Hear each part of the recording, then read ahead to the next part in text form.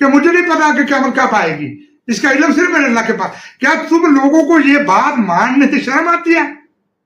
کیوں نہیں باہر آتے ہو؟ پھر دلیل لے آتے ہو جھوٹی اور من کرتے تھے، پھر ڈالتے ہو اور کہتے یہ دیکھیں جی یہ دیکھیں جی. سورہ مومن کی مثال دیتے تھے، وہ جی آیت نمبر 45 وہ دیکھیں جی، میں نے 46 دیکھیں، میں نے 47 بھی پڑھی، 48 بھی پڑھی، اور ساتھ یہ بھی بتایا کہ اس میں یہ نہیں ہے، اس میں یہ ہے کہ وہ صبح شام منہوں پر مارتے ہیں اور فرعونیوں کو آگ دکھائی جاتی ہے صبح شام، اور جب قیامت کا دن ہوگا تو ان کو آگ میں داخل کیا، قیامت کے دن کیا جائے گا نا، پہلے تو نہیں کیا گیا. یہ اس کو قبر کے راہ سے تشبیہ دے دیتے ہیں، کبھی یہ ادھر سے باہر لے آتے ہیں، کبھی ادھر سے کہتا ہوں تو ادھر سے اعتراض لے آتے ہیں. سمجھ بات، عقل سے تو کام لیں بھائی، قرآن کو تو پڑھیں، میری بات پر نہ یقین کریں. میری ریکویسٹ صرف یہ سن لیں کہ الف لام میم سے لے کے والناس تک اس کا ترجمہ ایک دفعہ پڑھ لیں، کسی بھی مولوی کا ترجمہ ہو.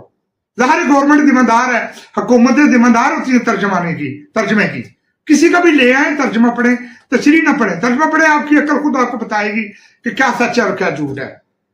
نبی اکرم صلی اللہ علیہ وسلم بالکل نہیں جانتے تھے کہ جس دن وہ مر جائیں گے اگلے دن کیا ہوگا، وہ نہیں جانتے تھے.